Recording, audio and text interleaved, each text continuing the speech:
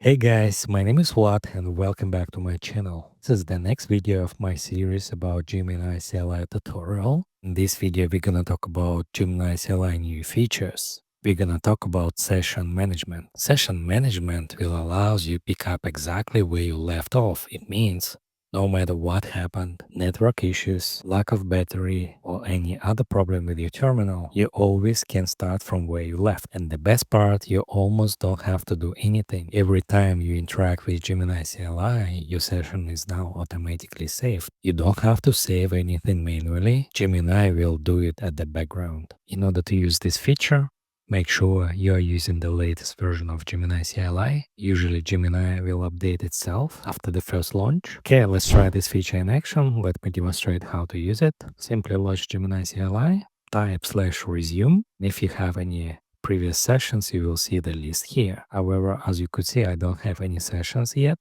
Let me create one. All I need to do, simply interact with Gemini CLI. Okay, let me use a couple of prompts. It actually doesn't matter what prompts I'm using. What I want to show you that after Gemini is completing my task, we will see the session in the list. So Gemini automatically will save the session and we will always can go back to it. So as you could see, right now I'm using /resume command. And here we go. This is my first session. As you could see, there is a table with the session name, index number, and age. Okay, let me exit from Gemini CLI. So you can list all available sessions by using this command, Gemini -list sessions, and you will see all sessions for your current project. As you could see, in my instance, I have one session.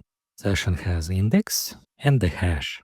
In order to restore the session, you can use this command, Gemini -resume, and then you can use the index of the session, or you can use the hash. I'm going to use the index because it's shorter and easier. So in my instance, it's 1, and then hit the enter. And after a couple of seconds, your session will be restored, and you can continue from where you left.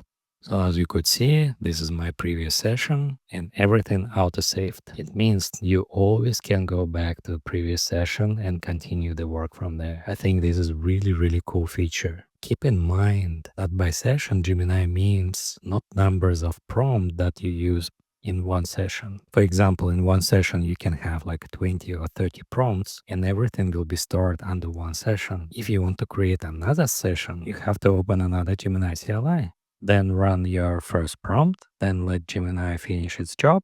And after that, under this project, you will have 2 separate sessions. As you could see, in my list right now, I have 2 sessions. And by using keyboard, I can jump between 2 of them. Basically select the one you like, hit enter, and you continue from where you left. You also have the control of the history. So basically, if you create Gemini folder under your project, and inside folder you add setting.json file, you can add the policy to control how long the session will be stored and how many sessions in total you want to store. All you need, just inside that JSON file, add these 5 lines of code. And from now on, Gemini will clear the history automatically after 30 days. And that's probably it. If you like this video, please click like. If you want to see more content about Gemini CLI, please let me know in the comments below. Subscribe to my channel. Thank you so much for watching until the end, and I hope to see you in my next videos.